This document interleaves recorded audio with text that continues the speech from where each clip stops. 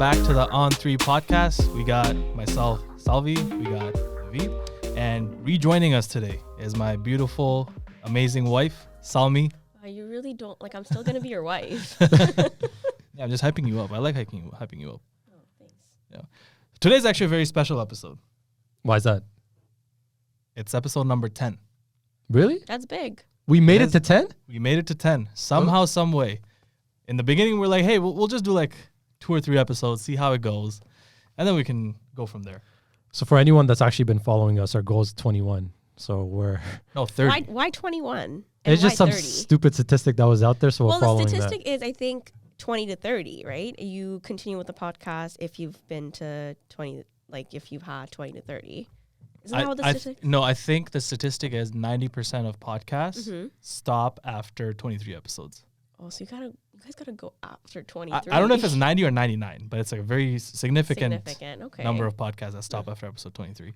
So, which is very odd because you could just make episodes. I mean, that's what we've been doing. Yeah, and it's not. Yeah. It doesn't take too much time. It's fun. It's I fun like talking to you guys. I like talking about random shit. Yeah, random people. Doesn't take too much time if you don't factor in the technical difficulties. What technical difficulties? Technical difficulties, co-host difficulties. All the behind the scenes. 10 episodes, we faced quite a lot. I think episode number 11 is just bloopers. Could be. But yeah, so very special episode. I am glad we made it to episode 10. I have really enjoyed doing this. But speaking of that, we're going to talk about some special topics right now too, because this is our New Year's episode. Happy New Year, everyone. Happy New Year on to behalf you of On 3. Yeah.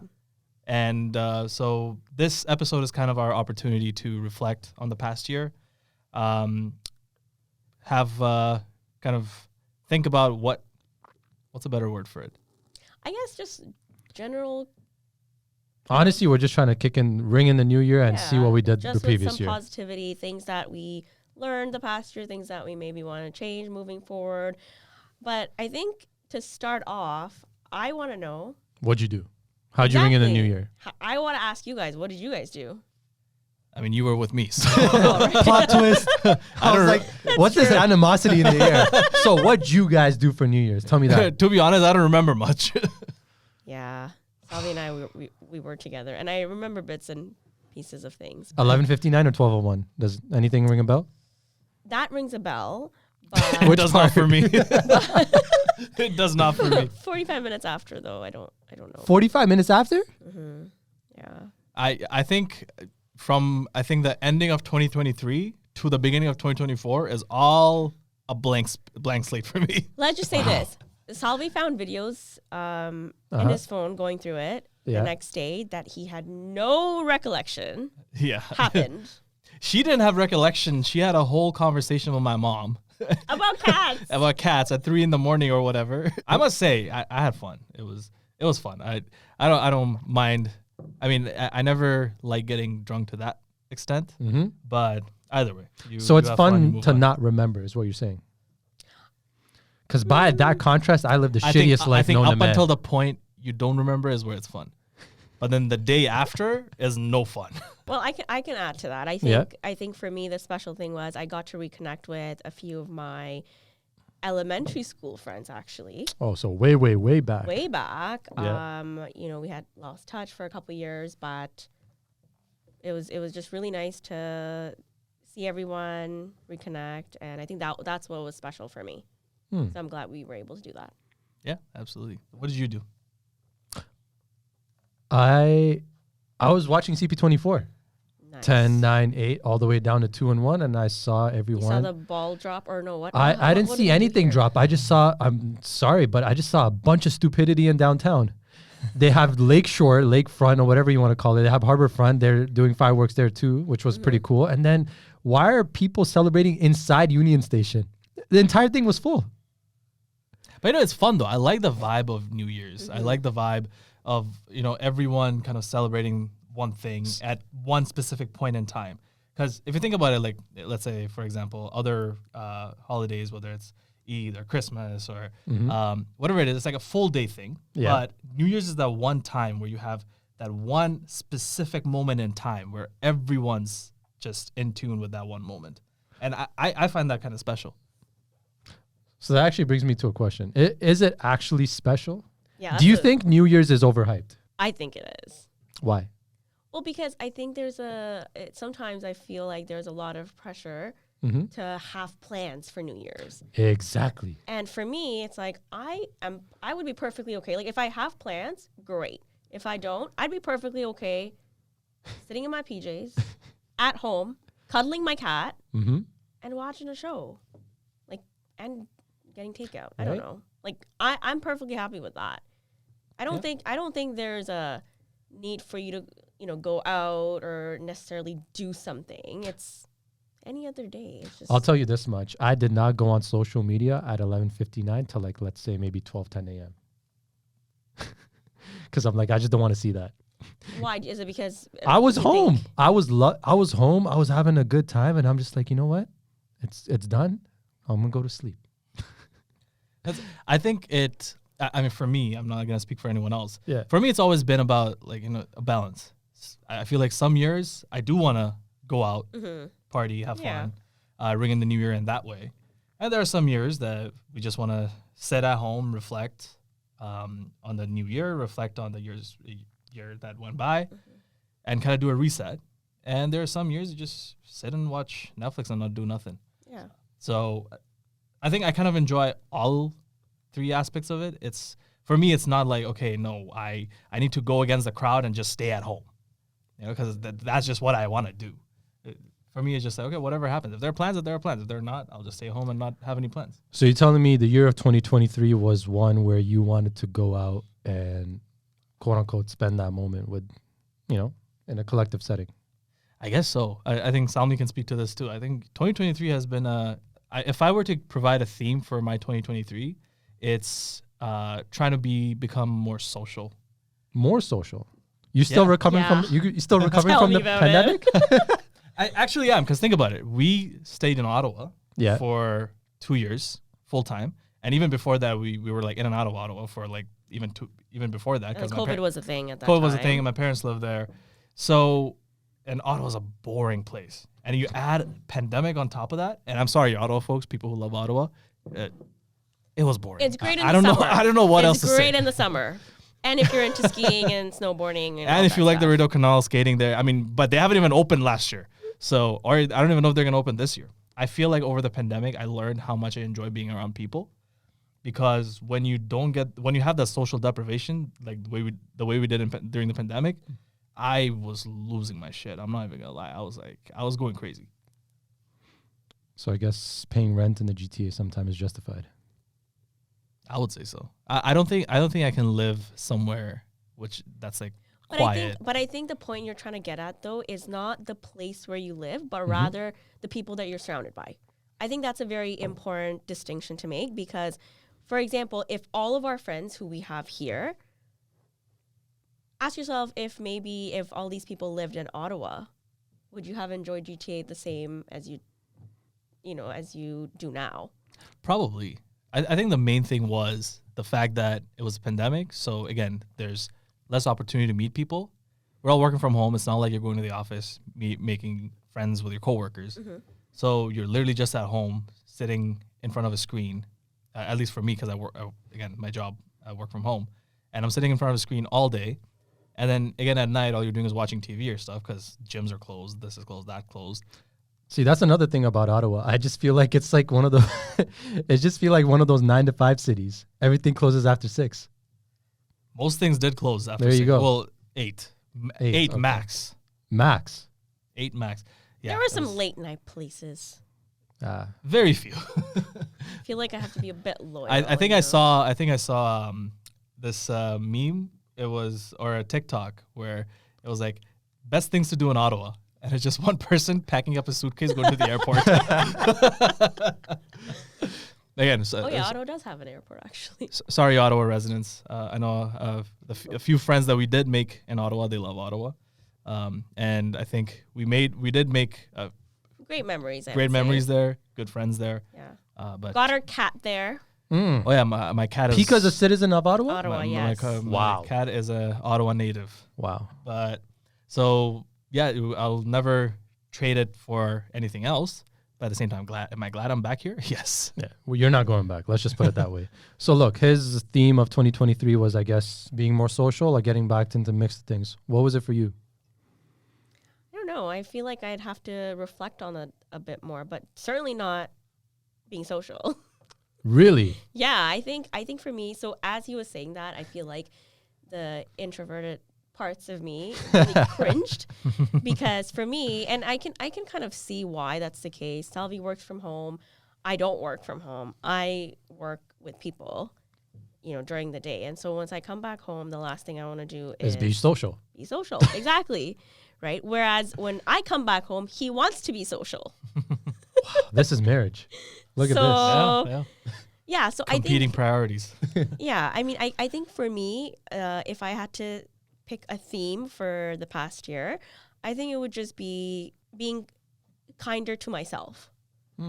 That's something that I'm not really used to doing often. Acknowledging the things that, I'm good at, or acknowledging the fact that I am doing what I can and not trying to push myself as much as I once was used to.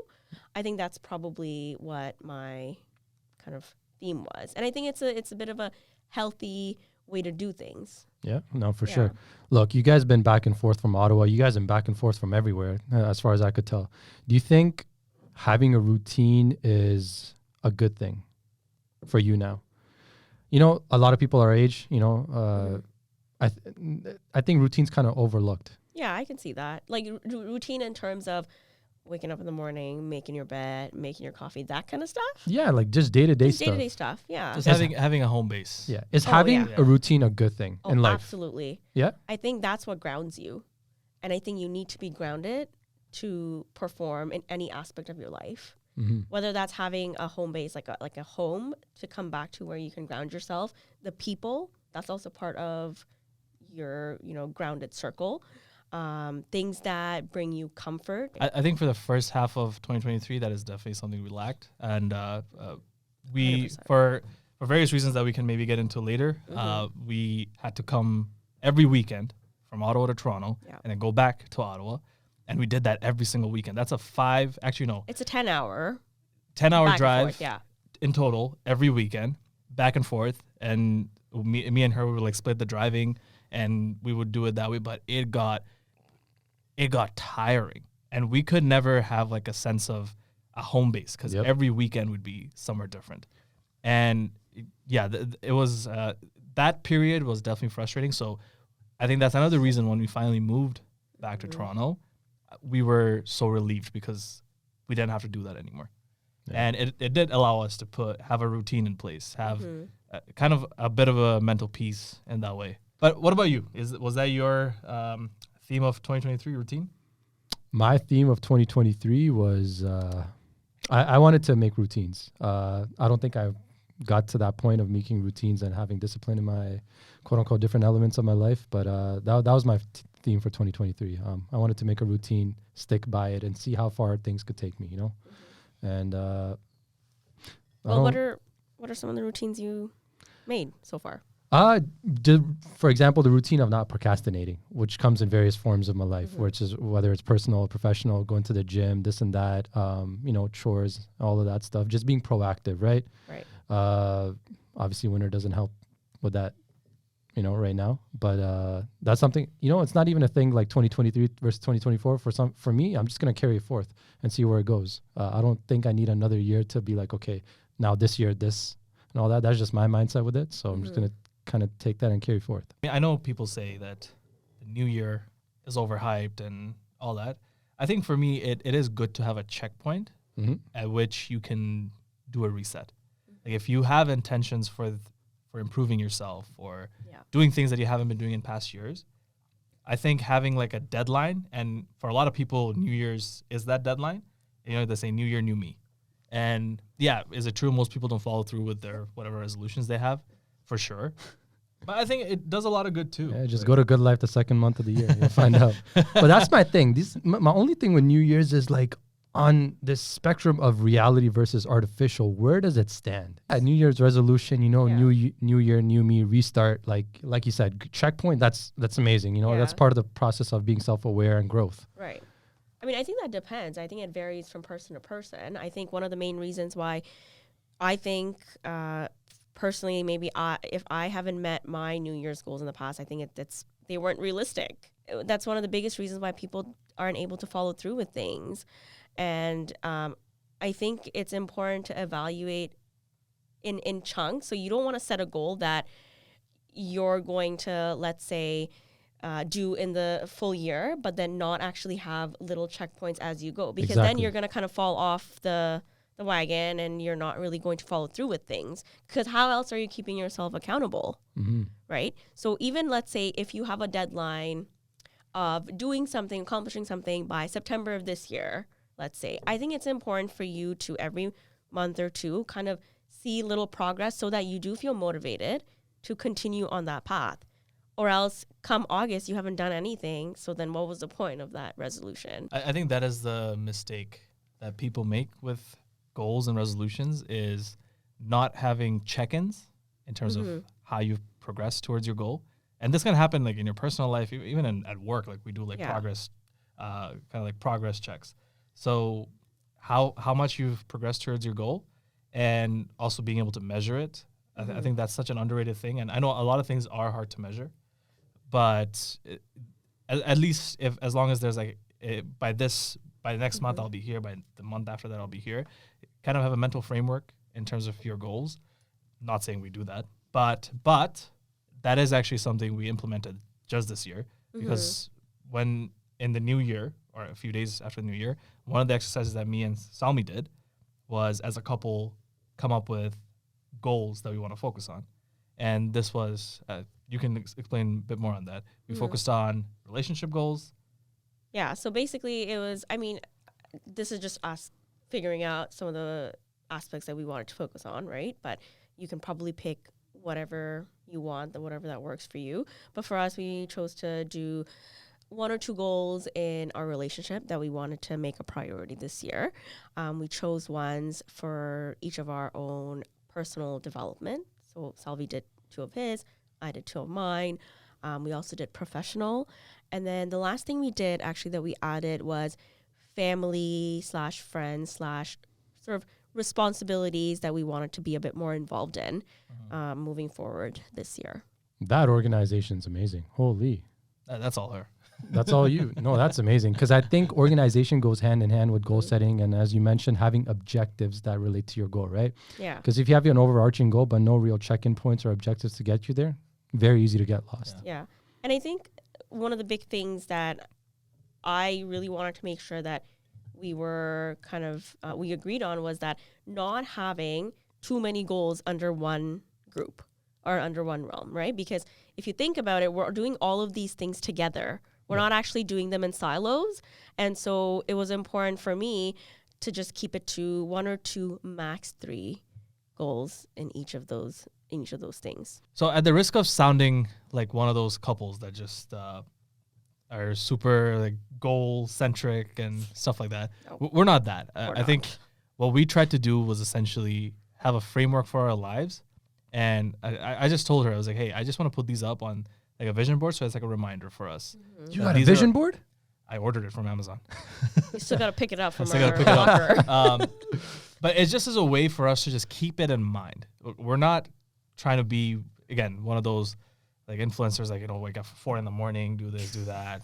And we're not trying to be that, because I feel like that's what it sounds like sometimes, but it's really not. It's just for kind of to guide us a bit throughout the year. But yeah, that's, and I feel like that hopefully helps us in achieving our goals more this year, because in past years, we might have set a goal, but we never reminded ourselves of that goal, and we never held each other accountable. That's the other thing actually about goal setting with your partner, or having a partner, whether it's your wife, girlfriend, friend, best friend, even your siblings or whatever, is you can hold each other accountable.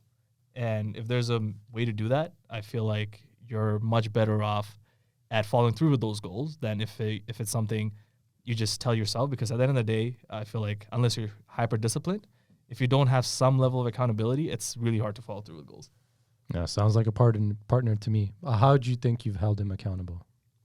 Well, it's January 16th today, so we haven't even had a check-in. Yeah. But like you said, I think one of the things that we made sure is not just talk about it, but actually have it in writing. For me, that's something that really helps to consolidate everything that I'm thinking about, right? And the other thing is making sure that we do have, I think we talked about checking in every 2 months. Every 2 months. Yeah. But it'll be something brief, and then the vision board idea is really just for us to remind ourselves of some of those things. So it's not a high stakes sort of activity. It's more just for ourselves to remain accountable to us, and then to each other, because we did this together. Yeah. But have you set any goals for 2024? And if you haven't, that's totally fine as well. I just want to normalize that. Yeah, no, thank you. I'm going to give you a bit of perspective on how I see things. My goals for 2024, you know when things really kick in for me? My fucking birthday. Because that's one day. Oh, because it's like that's like end of the year, though. No, don't matter, because that's the day that I realize. That's January 1st. That's my January 1st. Theoretically and figuratively, that is my January 1st. So shit kicks in that day. After I cut that cake, everything kicks in. Yo, what'd you do that year? How did you get it done? Did you even do anything? And then everyone's looking at me. Shit, I'm 1 year older. And that's when it kicks in. That Costco red velvet cheesecake really was amazing. Really got it. Hey, you know what else needs to be on there? On the Costco wish list, they have this new Biscoff cake. We tried it. It is. Oh my God, it's so good. How can it be so good? I know you guys really liked it. I was kind of meh. No, I like Biscoff with my chai, bro. That's about. I don't know if I want it on a cake. But if you have that cake with just black tea. Ooh. When did Kirkland become such a premium brand? That is my question. They got Kirkland slippers, this and that. That's Kirkland essential hoodies. I'm wearing Kirkland right now, actually. that was amazing. Yeah. But speaking of like the theme of aging and like going and getting into almost to our 30s, how do you guys feel about like the race of life? A lot of times, because I don't know about you guys. Like I'm on LinkedIn sometimes. And I'll be on socials, and I do see my friends who are doing amazing things. Mm-hmm. And sometimes I'm like, man, am I like falling behind? And sometimes these are people who are junior years for me, like maybe a year, 2, 3 years, and they're doing amazing things with their lives. And I'm like, man, why does my life feel so stagnant? And I can't be the only one who feels that way. Yeah, let me provide you a bit of insight on how I go about this. I am by no way a hyper-disciplined individual. People that know me for who I am, but I stay away from social media. You know this. I didn't even have social media till prior to this podcast to a certain extent. I like knowing what I'm doing with the way I'm progressing, independent of anything else. I like that. Yeah, you know why? Because it's depending on how you look at it. I see other people, I get like anxious, and I'd be like, "Oh, absolutely. I'm not fast enough. You know, I'm not doing things the way that I should be doing at my age, or whatever the scenario might be." So, I got to the point where I'm like, "Okay, I'm gonna set goals for myself, objectives for myself, lay out my plan, and see if I follow through with it. If I'm happy with it, if I'm content with it, that's where my growth is gonna be as well." Yeah. So LinkedIn and all this shit, this shit gives me anxiety. I'm the same way. I think I totally, I can kind of relate to that, because I find that it takes a little bit, for instance, for you to feel anxious. And that's it. That kind of demoralizes you. And then it just makes you feel not good enough. And it just kind of slows everything down. That's why for me, I want to be in my lane. And then I want to measure myself based on my own goals, like you said, as opposed to measuring it with like other people's goals. Yeah, by no means take this as an all people approach. It's not even an introverted approach. It's literally a person to person thing, right? So for me and her, it's just like we like to do our own thing and make it our own perspective and, follow through with our plans. But I know you might be on the other end, because networking 101, speak a bit to that. How do you feel about seeing all this other stuff? No, but I think that's the thing. I think you guys are absolutely right. It has to be, you just try to be a better version of yourself. The next day even better, the next year even better. And that has to be the approach, because if you're taking the approach where you're comparing yourself to your peers or people you look up to or people who you thought you were better than, like there are a lot of people. For example, like I went to a competitive undergrad program at The best business school in Canada. Not anymore, I think, but yeah, one of the best. In order to get in, you had to be a really good student in high school, right? Because their cutoff was like high 90s or whatever. But then you get to a business program like that, everyone's smart. Everyone's killing it. They're smarter than you, actually. And both of you can relate to this. Yeah. And so at that point, you feel a bit insignificant. And I think, I struggled with that a lot in Schulich. And that affected my ability to actually network while I was there. Because I a lot of times felt like I wasn't good enough. Or even if I felt like I was good enough, I feel like a lot of time my ego came in the way where it's like, no, I want to compete. But I don't think that's ever a healthy way to go about life, because, and we talked about it last episode when our guest Wyman was here, where if you think you're the smartest person in the room, you're not going to go anywhere in life. Mm-hmm. And if you are lucky to be surrounded by people who are smarter than you, as smart as you, or much smarter than you, take that as a blessing, because you have so much to learn from them. You have so much motivation to gain from them. And I think that's the approach I want to take, where it's like, when I see people succeeding, I think most people have their own time to do things. Most people have their own timeline to get to certain places. And it's just, as long as you stick to your timeline and just commit to, I'll be better tomorrow than I am today, I think that's the key to satisfaction at the end of the day, because then you can be satisfied with yourself and you're not looking at anyone else. There you go. Summed it up in a nutshell, because fact of the matter is, who do you live with the most in a given 24-hour span? Yourself. Can't let other people dictate where you should be, this and that. Yeah, I think all of that really comes from learning and growth as well. I think the reason why you're able to have that insight into your experiences in undergrad is because you've gone through it. It's in the past. I think in the moment, do you think you would have necessarily thought of it that way? I don't think in the moment you had that knowledge to be able to make that comment. Probably not. But again, speaking about being closer to the 30s, I think it also comes with maturity, right? Yeah. Because the older we get, I feel like the more secure we get in our skin, the more we know who we are, we know our identities, we know what we want to do with life. Yeah. I still technically don't. I'm still trying to figure that out. But either way, you're more mature. You're more, you know where you want to get to, so that stuff doesn't bother you as much. Yeah.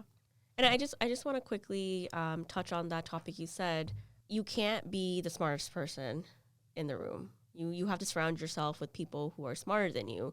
And I feel very blessed because I feel like I'm always in a space where people are smarter than me. Doctors, high achievers, bro. And so I have no issues with that. And if anything, I do agree with that because I think it makes me look up to them. And one, it makes me applaud them for all that they are able to do and all that they're doing. But also it allows me to see even like tips and advice that I can take from them to implement into my life. It doesn't have to be the same way that they're doing it, but it's about, because remember, I'm in my own lane, but I can still take tips and advice from other people who are smarter than me to get to my own goals. And I think that's important. Taking that luxury every day when you go to work, you walk into a room where you can learn something. That's fucking amazing. Yep. Yeah. That's priceless. That's a privilege, 100%. Yeah. Yeah. Exactly. And I think that's where also my focus on socializing more / building my network came in 2023, because I recognize I want to be around smart people and I want to meet people who I can learn from, who I can be motivated by. Not that I don't have that already in my life. I do. Again, I'm motivated by you every single day. I'm motivated by you every single day. And truly.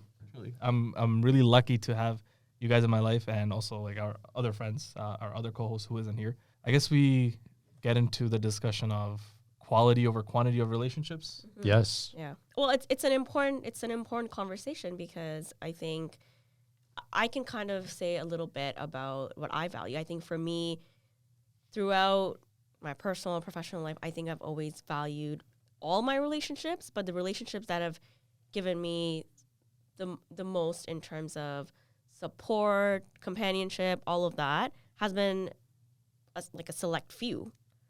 And so for me, quality trumps quantity. You know where there's that spectrum from age 20 all the way to 30 and whatever you go on and forth, right? There comes to a point where like you're discovering so many things, you're meeting so many people, so many different experiences come forth. And then now, whatever age we're at and the chapter where we are in life, now we're honing on the quality of our relationships. Who do we want there, quote unquote, forever going forth? And what does that look like? I think that's really key. Yeah. I think when it comes to the discussion of quality over quantity, I listened to this one podcast. I forgot where it was or what the podcast was. You sure it was a podcast? It was a podcast. I know it was a podcast. I listen to a lot of podcasts, as you guys already know. What's it called? Podcast addict?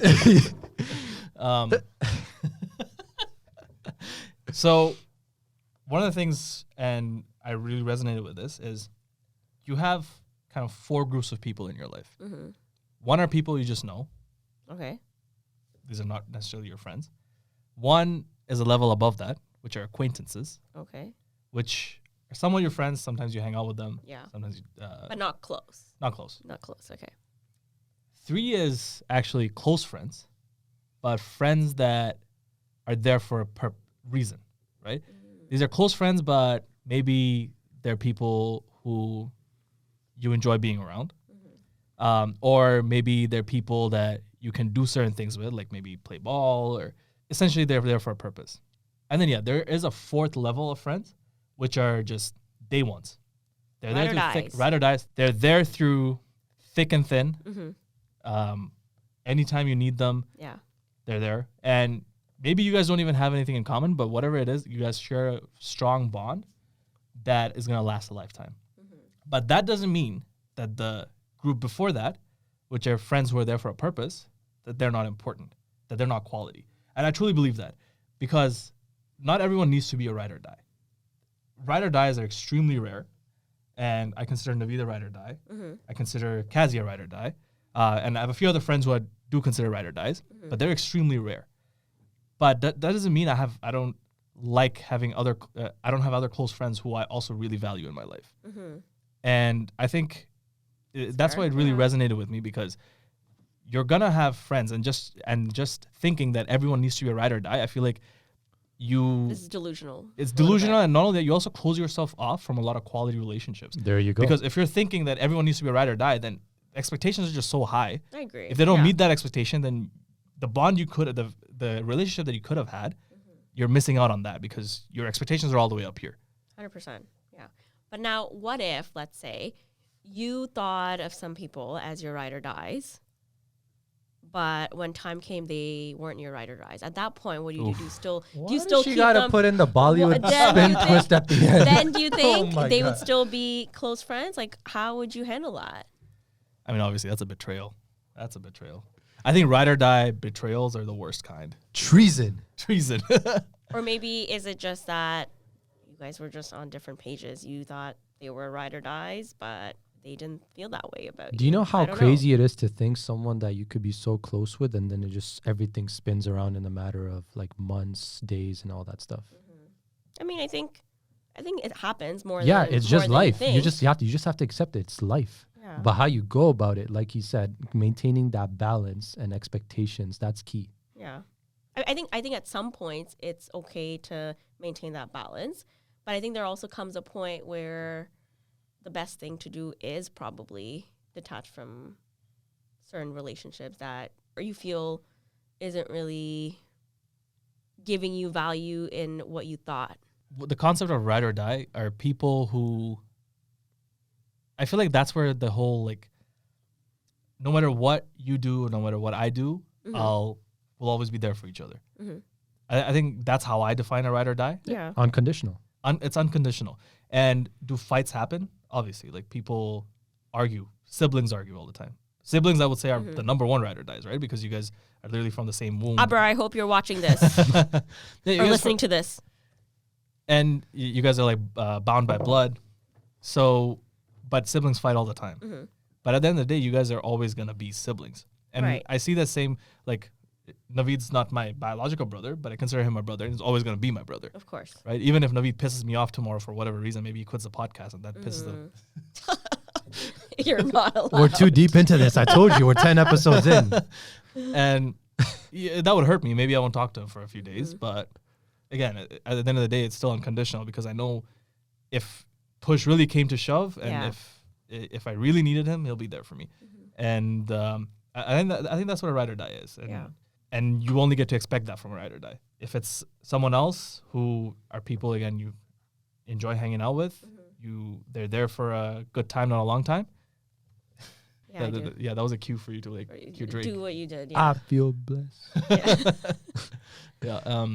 I see that. I think my experiences when I talk about ride or dies or that third level of close relationships that you're talking about, I still feel that even people who are close, they don't necessarily have to serve a purpose, because you can just enjoy hanging out with them. But I think for me, my experiences have been different because I have had challenges these past 2 years where I have seen who my ride or dies really are. So I guess for context, you guys know this, but this is the first time I'm sharing this sort of in a public platform. But 2 years ago, my dad had a cardiac arrest, and so he was sick for 6 months. He was in a coma, essentially. And that period was probably the most challenging period in my life up to date. Like, I don't think there's, nothing comes close to that. And I don't even know, I feel like there are very few things that would come close to what I had to go through. And during that time, people who I thought were maybe not even ride or dies, but close individuals to me, weren't really there for me. And I think that was challenging because that was the one time in my life that I felt like I could really have people to lean on, to be very honest. And it's unfortunate that I had to go through a tragedy like that, an adversity like that, to figure out who my ride or dies are. I'm thankful that I know who they are, but doesn't change the fact that for me, those individuals who necessarily weren't there for me when I was at my lowest point, I don't necessarily interact with them as much as I once used to. And I think that's fine. I think for me, that's a healthy boundary that I've drawn for myself. Yeah. And for more context, that is what I was talking about when we Yeah. came back every weekend. It was because her dad was sick. So we came back every weekend to see him. And this is when we were also living in Ottawa. So I feel like that's why Ottawa also left a bit of a sour taste in our mouth. Probably, Because of yeah, everything 100%. she was going through, especially at that time. I was also in the midst of my medical training and having to juggle everything. I did not take time off. I was still in training and having to drive back and forth 10 hours every weekend to see my dad not improving and to support my family was the most challenging thing that I've ever done in my life. So yeah, that's I guess that kind of highlights the importance of relationships and having Quality people you of can- relationships. Yeah. quality of relationships, and having people you can rely on. But that is also to say, if people weren't there for you when you were at your lowest, were they really friends to begin with? I wouldn't even think you qualify them as friends, because a friend, it doesn't have to be a ride or die, but if it's a Yeah. good friend, they're a friend because they care about you and you care about them. And I feel like that's kind of like the baseline of any friendship. 100%, yeah. And if they couldn't even care enough to check up on you or see if you needed anything, I don't think that counts as friendship at that point. I think for me, it was more not necessarily checking up on me, but because when I think about a lot of the things that I had done for these people, I had gone out of my way. And so them not to kind of show up in that way was very disheartening for me. It was sad, to be very honest, but I do agree. Maybe, like you said, maybe they weren't really friends to begin with. I don't know. So that's an interesting discussion to have. Mhm. What do you think makes a good friend? What do you guys think makes a good friend? This doesn't even need to pertain to friendship. Like any relationship in your life that is of quality should add value and uplift you. Yeah. And if you want to translate that into a friendship setting, goes for the same. Just people that bring you up, right? Doesn't need to be in some miraculous way, right? Going above and beyond, that's great. Those expectations shouldn't be held. But just generally speaking, people that uplift you, add quote unquote value, and you add value to them as well. It's always a two-way street. So that's friendship. I think the biggest thing for me is showing up. Wow. I think it's very simple. It's showing up. You don't have to show up with lots of things. You just show up, you listen, and you're there. Yeah. I think that's the biggest thing for me. And you know the biggest thing, like in our times right now, as you progress towards your late 20s into your early 30s, people get busy with their lives. There's And a it thing gets called harder. responsibilities. It gets harder. Yeah. So showing up is super key because, you know, you could not have contact for like 3-4 weeks. When this guy was in Ottawa, there would be times where like 3 weeks would have just elapsed and then something would just I click. get an update from Naveed every 3 weeks. What happened? It's like the whole world changed. But the thing is, as soon as something needed to be done, it's like nothing ever changed. Yeah. And I think that's important too. It's not showing up, or friendships don't have to be where you're texting each other every This ain't hour. high school. Yeah. It's we ain't got time We don't for got that. time for that. I said it first. But that's the key. It's that whenever you guys talk, you pick up where you left off. And I think that's important. Yeah. That's commendable because moving forward, things are just going to get busier. Exactly. If you can't sustain a friendship that way, then you're literally going to have no friends. Speaking of friendship, and this is something Sami and I have talked about quite a bit, is, you know, it's easy to make friends when you're in high school, when you're in university, because you're surrounded by these people all the time, 8 hours a day, every day, for, I don't know, if you take out summer break, maybe like what, 250 days a year? So I'm not doing the math. but that changes when you get to, when you're not a student anymore, you're out in the real world. How do you make friends at that point? You know, it's very rare, I would say, where people who have been friends since high school stay friends like us. Because I feel like for most people, you still need to put in that effort to make friends, even at an older age. But it's so much harder to do at an older age. And for me, I think in terms of like going back to like surrounding myself with people who are smarter than me, who I can learn from, who can motivate me, that's where me expanding my network also comes from, because I want to meet new people who are at the same kind of wavelength as me. Yeah. I want to have quality relationships with them, but how do you have quality relationships unless you put in the effort to have quantity? Because only way you meet someone who you really vibe with in that way is if you've met 10 other people who you don't vibe with. Because you're not really going to meet someone if you don't put yourself out there. That's my view. How do you guys tackle that? Exactly. I think what's super underrated is understanding and realizing the true value of friendships from high school. And why do I say that? Just alluding to your point. After high school, things could go literally anywhere. Everyone has different trajectories and all that stuff, right? And that just normally, you know, it separates people just because of the scheme of things. But for you to maintain a relationship after high school, going into various ventures of your life and trajectories, and to still have that bond, that's priceless. I will say though, I do think as an adult, it is definitely challenging to make the same kind of friends that you were able to make in high school, because you're just busier and there's so many competing things. You've got things to take care of. You've got work. You guys don't even work in the same place. You guys have maybe different hobbies at this point in your life. Your lifestyle's different. There's so many different things that you have to kind of jump through to get to that person who you really connect with and vibe with. Let me ask you guys this. When people say they want their partner, their quote unquote, their soulmate, the person that they marry, to be their best friend, what does that mean? Extremely important. That's the person you're spending literally all your day with, especially if you work from home. You both work from home. Didn't divorce rates go up during COVID because people were just sick and tired of each other? I read I that don't know. somewhere. Yeah, I can understand So- that though. Look at that. Think about that.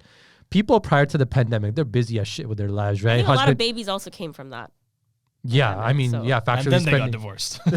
No, but think about that. Divorce rates went through the roof in pandemic. How? Before the pandemic, everyone has their lives going on. We're all in a race trying to do this. Husband goes out, wife goes out, come back, cook, blah, blah, blah.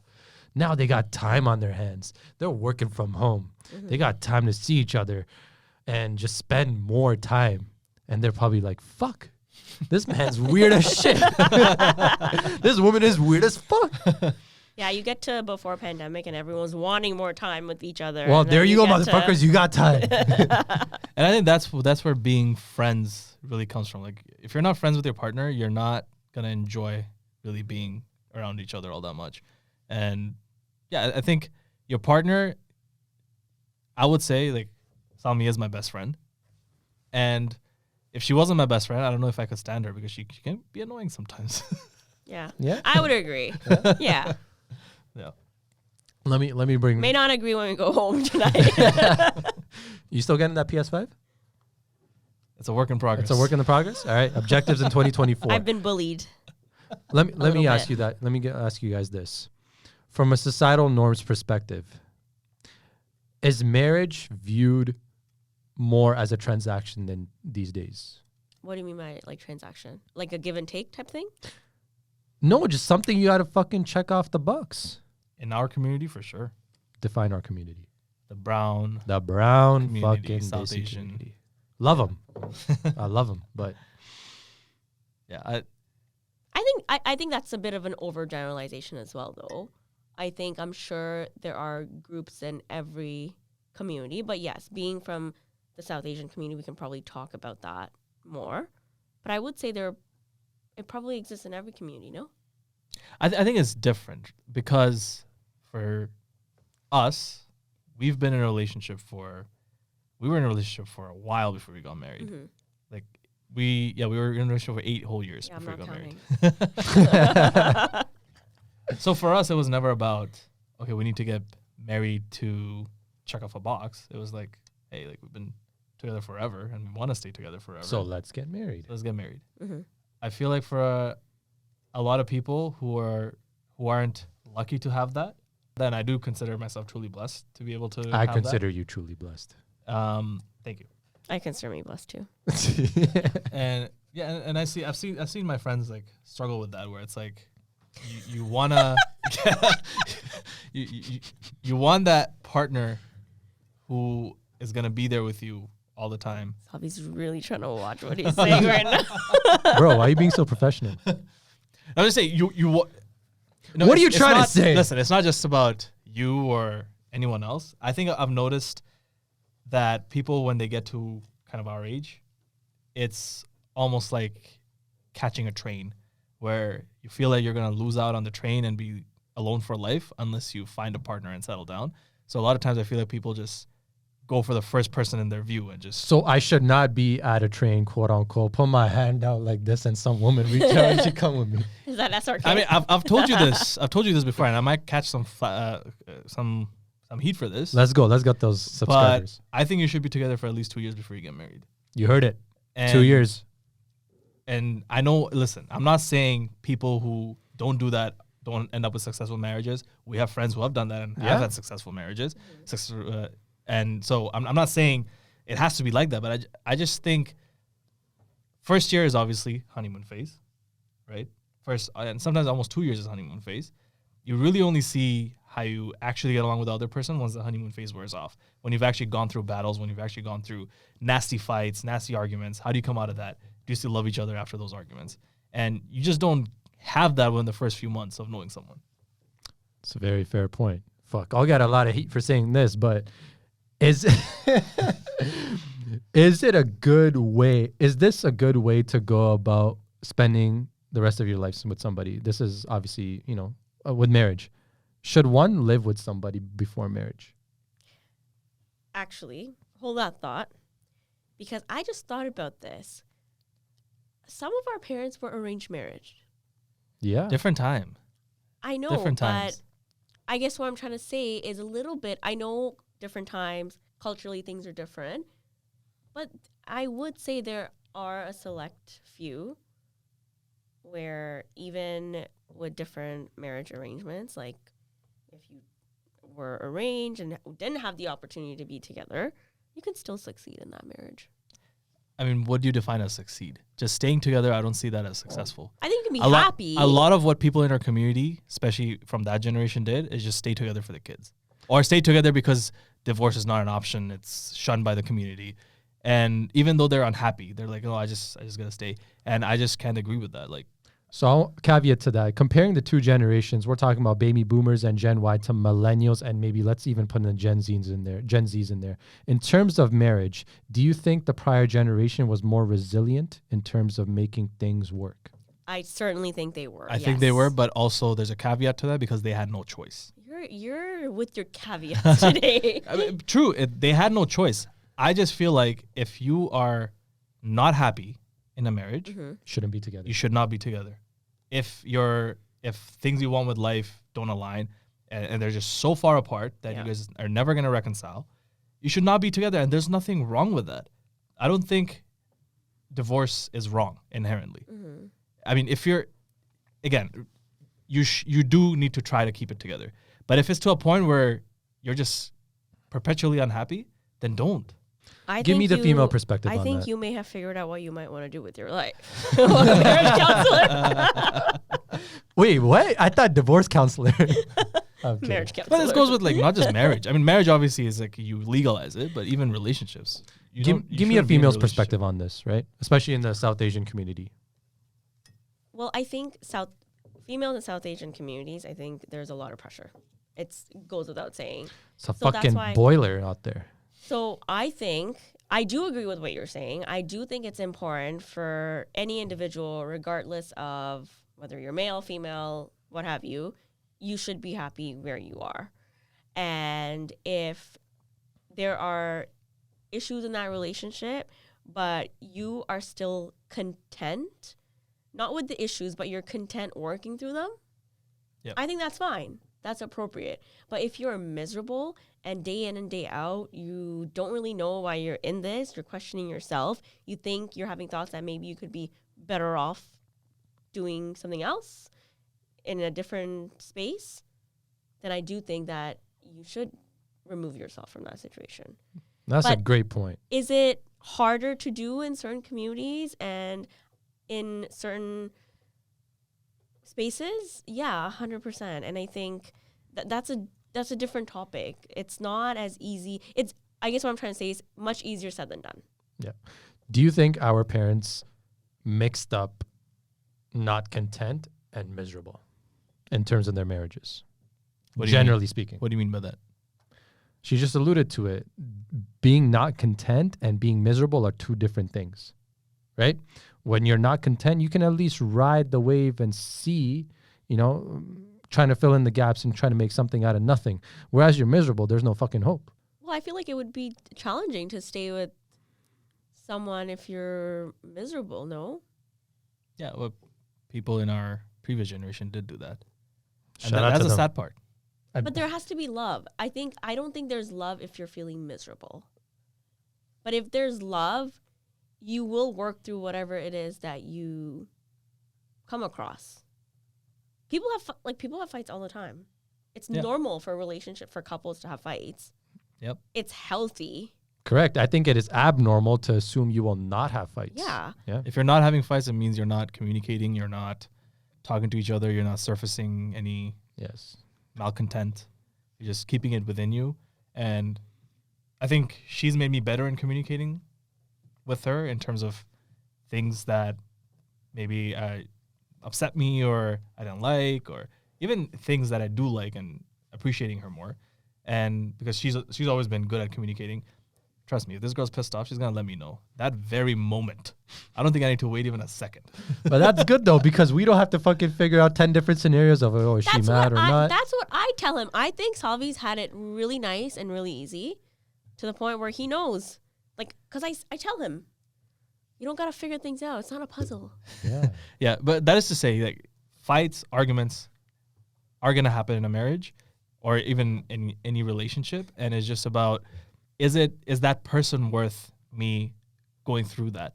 And if that person's worth it, I'll go through it 30, 40, 50 different times for the rest of my life, 50, 60 years. But if that person ain't worth it and I don't feel that love, or again, as you guys mentioned, there's a lot of misery involved, then no. Like, and I feel like there has to be a baseline level of respect as well. Mm-hmm. Respect is Even so if you important. fight, if you guys have respect for each other, then you can still come out of that fight knowing that, hey, like, we have respect for each other, we love each other, we trust each other, we'll come through it. But if there's no respect and the fights are about contempt, where you're just putting each other down and looking down at each other, then that's where it becomes nasty. Again, I'm not saying we haven't done that or we don't do that, but we work through that to be like, okay, that's not how we want to be. Let's be something different. But I feel like for a lot of relationships, especially if you don't get to know each other and you rush into it, there's no working through it. Yeah. It's kind of that analogy, you're building the plane while you're flying it, right? Yeah, I mean, marriage is like that in a lot of ways. Yeah. Because the other thing you have to consider, You're working through it. You're working through it. essentially, Other thing you also have to consider, when you've been together with someone for life, you don't stay the same person. Yeah. You're constantly evolving. Like the values I had when I was 18, values she had when she was 18, may not be the same. And I know for a fact they're not the same right now. But also, how do we kind of cater to each other's, what we want to do, how we evolve, Changing. Yeah. how we change, how we grow. And that also has to be a part of it. It's a true partnership at the end of the day. It's not she gets her way, I got my way. It's always got to be somewhere in the middle where we both work together. Wow, this episode turned into like a whole relationship talk. Wow. Yeah. This might be the first time where being the third wheel has done immense amount of value. Do you want to add something to that? Me? Do you want to add something to Honestly, that? you guys just made me want to look forward to 2024. That's a good thing. That is a good thing. So speaking of looking forward to 2024, and we didn't get into it in the very beginning, what is something you guys look forward to in 2024? What is something that you want to do in 2024 that maybe you wanted to do last year but you couldn't, or you never did last year but you just really want to do it? Honestly, I just don't want to look at the fucking news and see a fucking shit show. That's what I want to see. What do you mean by a shit show? Bruh, anything that needed to go wrong went wrong in 23. Holy shit. And we came out of a pandemic. I just want 24 to be like a bit less volatile, like, just a bit more subtle. What about you? For me, it's more, I would say, hits a bit closer to home. My goal for 2024 and what I'm looking forward to is just being able to, I think, take my parents on a trip. Nice. I think that's something that All the Umrah travel agents, hit her up. Hajj travel agents. that's always been something that I've wanted to do, especially after my dad got sick 2 years ago. So I think I just want to be able to give them that and be able to spend some more time with them. I think for me, it's a lot more selfish than that. There's a Japanese concept called Ikigai. Okay, all right. Let's wrap this shit up. Wrap up. Holy. Ikigai. Ikigai. How are you going to sell me on this? Go. But there is actually a book. It's a book called Ikigai. Okay. Yeah. I want to figure out my Ikigai and what Ikigai stands for. So there's this diagram, which is what you are good at, what you can make money with, what you are passionate about, and what is a mission that you care about. When you combine all four of these things, that's called your Ikigai / your purpose in life. And I really want to figure that out because I think I mentioned it earlier in the pod that I still don't really know what I want to do in the future. But this year, I think more than anything, from all four of those aspects of it, of a purpose in life / Ikigai, I think the main thing I want to figure out is like, what is a mission that I care about? And I'm not saying there are missions, I'm not a heartless person. There are things that I care about. But what is something that I truly want to get behind to the point where I want to make it my purpose in life? And that's a goal for me in 2024, just figure that out. Because I feel like for me, and we talked about like success and all that earlier, for me, it's, I don't think money motivates me. It never has. I don't really care for money too much as long as I'm happy and I can do the things that I want to do, such as travel, eat well, sleep well, have a nice place. As long as I have that, money beyond that doesn't really motivate me that much. Title definitely doesn't motivate me. I really could care less about title. So I think what I need to be motivated is that mission that I really care about. And because I know when I care about something, that's when I truly put my all into it. And if it's just about making more money and stuff, I can't put effort into that. So yeah, figuring out a mission to find my purpose in life. It's a big goal, but hopefully it comes. That was fucking amazing. Because you know what? Purpose sticks. Emotions come and go. Happiness comes and goes. Sadness comes and goes. Money comes and goes. But purpose sticks. That's a good goal. she's like, bring in the money. You're gonna have a job tomorrow, right? I don't know what I want to do in my life though. Yeah, don't worry, I'll have a job. Yeah. One of the aspects is what you can make money from, so that's always there. But again, it's not about finding a job; it's about finding a mission in life and purpose. I can have all these jobs or whatever, but if I'm not satisfied in them, I'm gonna want to quit after a year or two. Oof. So yeah, just find that mission. I think that's my theme for 2024. Anything else on the plate today? I think it's time to go home and sleep. Get ready for work tomorrow. Find your Ikigai. And most importantly, grow on 3 podcast. That is always there. So thank you for tuning in, everyone. It's a pleasure to have you guys back. I love our listeners, however many hundreds we have right now. Oof. Wow. Is it a few hundred? Yeah, we can put it to that. Yeah, we'll say hundreds. Yeah. I'm your co-host, Salvi. I got Naveed. We're not doing nicknames today. Thank you. And I got Salmi signing off. And Happy New Year again. And hats off to a great 2024.